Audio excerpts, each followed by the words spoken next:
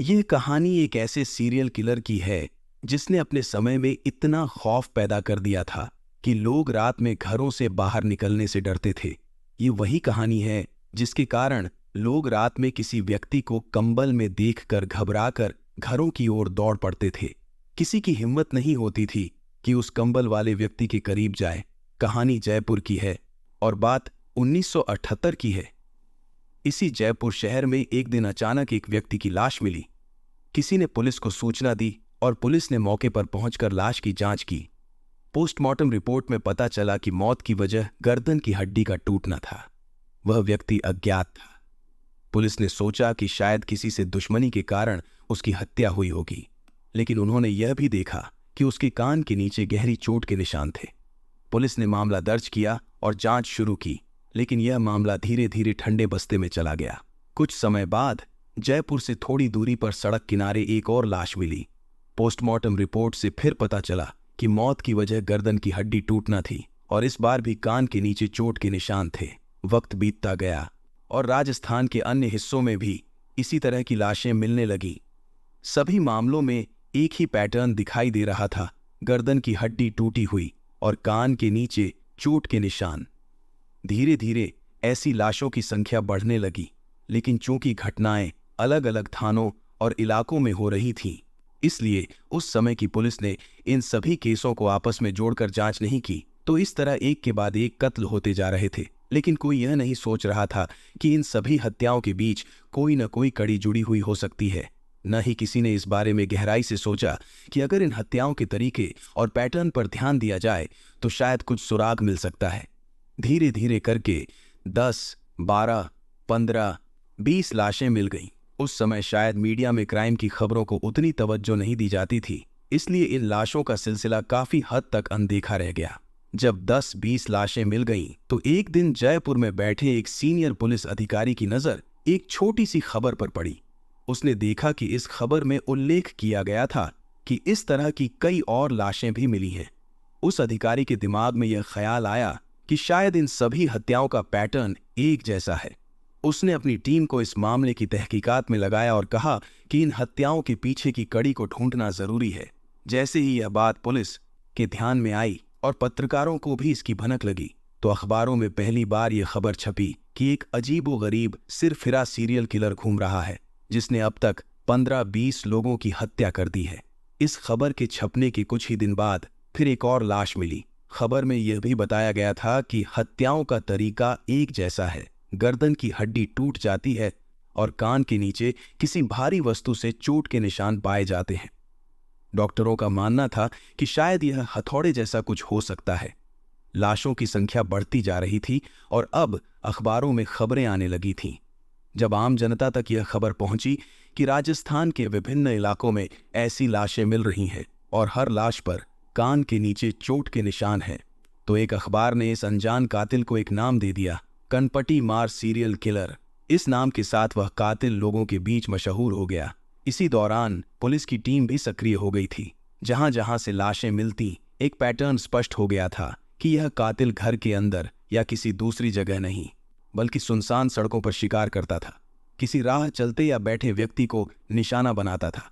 Police ने हर जगह alert जारी किया और सड़कों पर गश्त बढ़ा दी, लेकिन इसका कोई खास फायदा नहीं हुआ। इस बीच लाशों की संख्या बढ़ती गई। 20, 30, 40, यहां तक कि 50 का आंकड़ा भी पार कर गया। चूंकि सभी हत्याओं का पैटर्न एक जैसा था, इसलिए इन सभी मामलों को एक साथ जोड़ दिया गया। धीरे धीरे रिपोर्ट सामने आई और पता चला कि कुछ लोग जिन पर यह हमला हुआ था किस्मत वाले थे और वे बच गए थे। वह झुका और उस वार से बाल बाल बच गया और तुरंत वहां से भाग निकला। ऐसे ही 2-3 घटनाएं और हुई जिनसे पुलिस को कुछ सुराग मिले। कनपटी मार सीरियल किलर का खौफ पहले से ही फैल चुका था और जब ये घटनाएं हुई तो पहली बार कुछ गवाह सामने आए और उन्होंने बताया कि उन्होंने एक शख्स को देखा था जो अंधेरे में सड़क किनारे बैठा हुआ था। उन्होंने कहा कि वह व्यक्ति इंसान जैसा नहीं लग रहा था, क्योंकि वह पूरी तरह से कंबल में लिपटा हुआ था, जैसे उसने खुद को पूरी तरह छिपा रखा हो। देखने में ऐसा लग रहा था जैसे सड़क किनारे कोई गठरी रखी हो। इन गवाहों ने बताया कि जब वे उस कंबल के पास से गुजरे तो अचानक उसमें हरकत हुई। एक व्यक्ति खड़ा हुआ, उसके हाथ में हथौड़ा था और उसने उनके कान के नीचे वार करने की कोशिश की, लेकिन वे झुक गए और उस वार से बचकर भाग निकले। जयपुर के पास ही एक दूसरी जगह भी ऐसा ही वाकया हुआ, जहां एक और गवाह ने पुलिस को बताया कि उसने भी एक कंबल जैसी वस्तु सड़क किनारे देखी थी। जब वह उसके पास पहुंचा तो कंबल में हलचल हुई और एक व्यक्ति हाथ में हथौड़ा लेकर उस पर हमला करने की कोशिश करने लगा। वह भी बचकर भाग निकला।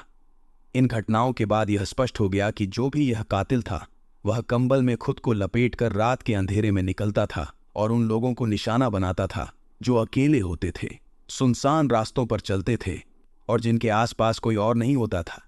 यह महत्वपूर्ण जानकारी पुलिस के हाथ लगी और अब पुलिस को यह पता चल गया था कि कातिल कंबल में छिपकर वार करता है। जैसे जैसे यह बात फैली, लोगों के बीच कंबल का डर बढ़ने लगा। ठंड के मौसम में लोग जैकेट पहनने लगे, लेकिन कंबल ओढ़ने से कतराने लगे। गांवों और छोटी जगहों पर जहां लोग सामान्यतः चादर या कंबल ओढ़कर चलते थे, वहां भी कंबल को देखकर लोग डरने लगे और उसे कनपटी मार सीरियल किलर समझकर भागने लगे। अब इस कंबल वाले कातिल का खौफ पूरे जयपुर और आसपास के इलाकों में फैल गया था। लोगों को चेतावनी दी जाने लगी कि अंधेरा होने के बाद सुनसान रास्तों पर न जाएं और अगर जाना हो तो समूह में जाएं। इस बीच पुलिस के लिए यह एक बड़ा चुनौती बन चुका था। पुलिस लगातार जांच कर रही थी और कुछ चश्मदीद गवाह भी मिल रहे थे, लेकिन लाशों की संख्या भी लगातार बढ़ती जा रही थी। अब यह संख्या 50 से 60 के पार पहुंच चुकी थी और गिनती अभी भी जारी थी। पहली बार इस खौफनाक सीरियल किलर की खबर राजस्थान से निकलकर दिल्ली पहुंची। अब सेंट्रल गवर्नमेंट तक यह बात पहुंच गई कि एक ऐसा कातिल है जिसने 50-60 लोगों को मौत के घाट उतार दिया है और पूरी पुलिस फोर्स उसे पकड़ नहीं पा रही है। इस स्थिति को देखते हुए राजस्थान पुलिस ने एक स्पेशल टीम का गठन किया, जिसका उद्देश्य केवल इस कनपटी मार सीरियल किलर को पकड़ना था, क्योंकि कोई ठोस सुराग नहीं मिल रहा था जो सीधे कातिल तक पहुंचा दे। बस कुछ चश्मदीद गवाह ही थे जिन पर भरोसा किया जा सकता था। आखिरकार एक पुलिस अफसर ने सुझाव दिया कि रात के अंधेरे में चेहरे की पहचान करना मुश्किल हो सकता है, लेकिन कद-काठी के आधार पर कुछ जानकारी जुटाई जा सकती है। चश्मदीदों ने बताया कि जब कातिल ने हमला किया और भागने लगा तो कंबल उसके सिर से सरक गया, जिससे उसका चेहरा कुछ पलों के लिए दिख गया। पुलिस ने इन चश्मदीदों को अलग अलग बुलाकर उनसे कहा कि जो उन्होंने देखा उसका वर्णन करें। पुलिस ने अपने स्केच आर्टिस्टों को बुलाया और चश्मदीदों से कहा कि वे जिस व्यक्ति को उन्होंने देखा था उसका हुलिया बताएं। चश्मदीदों के अलग अलग बयान के आधार पर स्केच बनना शुरू हुआ। जब इन स्केचों को एक साथ देखा गया तो उनमें कई समानताएं थीं। कुछ मामूली फर्क थे, लेकिन सभी स्केचों में यह बात स्पष्ट हो गई कि कातिल एक युवा व्यक्ति था। चश्मदीदों ने बताया कि जिस तरह से वह दौड़ रहा था उससे यह भी लगा कि वह एक यंग व्यक्ति था, क्योंकि उसकी दौड़ने की गति और ऊर्जा एक मिडिल एज इंसान से अलग थी। पुलिस ने यह निष्कर्ष निकाला कि सीरियल किलर की उम्र 25 से 30 साल के बीच हो सकती है, लेकिन वह कौन था, यह सवाल अब भी अनुत्तरित था। अब पुलिस ने चुपचाप अपनी गश्त बढ़ा दी। पहले से ही तैनात टीमों के अलावा नई टीमें बनाई गईं और विशेष रूप से उन जगहों को चुना गया जहां अधिक अंधेरा और सन्नाटा होता था और जहां रात के वक्त लोग कम गुजरते थे। पुलिस ने देखा कि ज्यादातर हत्याएं उन्हीं सुनसान रास्तों पर हुई थीं जिनका इस्तेमाल लोग रात में कम करते थे। बिजी रोड्स जैसे स्टेशन या बस रूट पर ऐसी वारदातें नहीं हुई थीं। पुलिस ने इन सुनसान सड़कों पर अपनी टीमें छिपाकर तैनात करनी शुरू कर दी। कई रातें यूं ही गुजर गईं बिना किसी घटना के, लेकिन फिर एक रात 1979 की बात है, पुलिस की एक टीम ने देखा कि जयपुर की एक सुनसान सड़क पर एक साया धीरे धीरे चल रहा है। वह सड़क किनारे आकर रुक गया और एक पेड़ की आड़ में खुद को छुपा लिया। थोड़ी देर बाद पुलिस ने देखा कि उस व्यक्ति के हाथ में कुछ था जिसे उसने निकाला और फिर अपने आप को एक कंबल में लपेट लिया। पुलिस को पहले तो लगा कि यह शायद उनकी ही कोई टीम का सदस्य है जो इस तरह से छुपा हुआ है, लेकिन फिर उन्होंने सोचा कि उनकी टीम के किसी भी सदस्य के पास कंबल नहीं था। यह देखकर पुलिस सतर्क हो गई और उन्होंने ध्यान से उस व्यक्ति की गतिविधियों पर नजर रखनी शुरू कर दी। इस बार उन्हें यकीन था कि वह व्यक्ति वही कातिल था जिसे वे इतनी देर से खोज रहे थे। तो जब यह सब कुछ हुआ, पुलिस ने कुछ देर तक इंतजार किया और उसकी गतिविधियों पर नजर रखी। थोड़ी देर बाद उन्होंने देखा कि वह व्यक्ति हलचल कर रहा है और कंबल लपेटकर वापस जाने की तैयारी में है। जैसे ही वह चलने लगा, पुलिस की टीम ने अचानक धावा बोला और उसे धर दबोचा। उस समय पुलिस को यह पता नहीं था कि वह वास्तव में वही कातिल है या नहीं। लेकिन उन्हें लगा कि इसे जांचना जरूरी है। उसे पकड़कर थाने लाया गया और पूछताछ शुरू की गई। सबसे पहले उससे नाम पूछा गया तो उसने कहा, मेरा नाम शंकरिया है। जब उससे उसके ठिकाने के बारे में पूछा गया तो उसने जयपुर का एक पता बताया। पुलिस की टीम उस पते पर पहुंची और पुष्टि की कि वह वहीं रहता था और उसके माता पिता भी वहीं रहते थे। शंकरिया उस समय 26-27 साल का हो चुका था। पुलिस ने उससे पूछा, तुम्हें पता है कि पूरे राज्य में, शहर में एक कनपटी मार कातिल का खौफ फैला हुआ है, जो कंबल ओढ़कर निकलता है और लोगों को मार रहा है। 60 से ज्यादा हत्याएं हो चुकी हैं। फिर भी तुम रात के अंधेरे में कंबल ओढ़कर क्यों घूम रहे हो? तुम्हारा मकसद क्या है? उस समय जब पुलिस ने उसे पकड़ा था तो उसके पास कोई हथियार नहीं था। पुलिस ने उससे और सवाल किए, क्योंकि उन्हें पोस्टमार्टम रिपोर्ट के अनुसार यह जानकारी थी कि कातिल के पास हैमर या हथौड़ा होता है। शंकरिया का जवाब सुनकर पुलिस वाले हैरान रह गए। उसने बिना किसी डर के कहा, साहब, 60 नहीं, मैंने 70 लोगों को मारा है और कनपटी मार कातिल मैं ही हूं। पुलिस वाले उस साधारण दिखने वाले युवक को देखकर दंग रह गए। वह दिखने में एक सामान्य युवक था, जो ठीक ठाक शक्ल, सूरत और बोलचाल वाला था। पहले तो पुलिस को लगा कि वह मजाक कर रहा है। उन्होंने कहा, तुम जानते हो कि तुम क्या कह रहे हो? शंकरिया ने ठंडे स्वर में जवाब दिया, आप कह रहे हैं 60, लेकिन मैंने 70 लोगों को मारा है, और वह भी इन्हीं हाथों से। अब पुलिस को यह समझ में आ गया कि वह गंभीर है। उन्होंने उससे पूछा, हथौड़ा, हैमर कहाँ है? शंकरिया ने कहा, चलो आपको दिखाता हूं। वह पुलिस को उसी जगह ले गया जहां से उसे पकड़ा गया था और पेड़ के पीछे झाड़ियों में छिपा हुआ एक हथौड़ा निकाला। पुलिस ने उस हथौड़े को अपने कब्जे में ले लिया और इसकी सूचना अपने सीनियर अफसरों को दी। लेकिन अब भी यह पूरी तरह कंफर्म नहीं था कि शंकरिया सच बोल रहा था। हथौड़ा मिलने के बाद भी पुलिस ने उसे जांच के लिए भेज दिया। शंकरिया के घर वालों से भी पूछताछ की गई। उनके घर वाले हैरान थे और उन्होंने कहा, नहीं नहीं, ये पागल है, ये तो घर पर ही रहता है। लेकिन जब उससे रूटीन की जानकारी ली गई तो पता चला कि वह अक्सर रात को घर से बाहर निकलता था। जब उसे पूछा जाता था तो वह कहता कि वह दोस्तों के पास जा रहा है। हालांकि उसके दोस्त बहुत कम थे और वे कभी उसके घर नहीं आते थे। पुलिस ने गहराई से जांच की और शंकरिया से पूरी पूछताछ की। तब जाकर धीरे धीरे पूरी कहानी सामने आई और सारी कड़ियां जुड़ने लगीं। शंकरिया जयपुर के एक मोहल्ले में 1952 में पैदा हुआ था और वहीं पला बढ़ा था। उसकी इस खौफनाक यात्रा की शुरुआत वहीं से हुई थी, जो उसे एक सीरियल किलर में तब्दील कर गई। शंकरिया के माता पिता की ख्वाहिश थी कि वह पढ़ाई में अच्छा करे, कॉलेज की पढ़ाई पूरी कर ले और फिर सरकारी नौकरी हासिल करे। परिवार भी ठीक ठाक था और शंकरिया ने शुरुआती स्कूली शिक्षा भी अच्छे से पूरी की। 23-24 साल की उम्र तक वह अपने माता पिता का एक लायक बेटा था।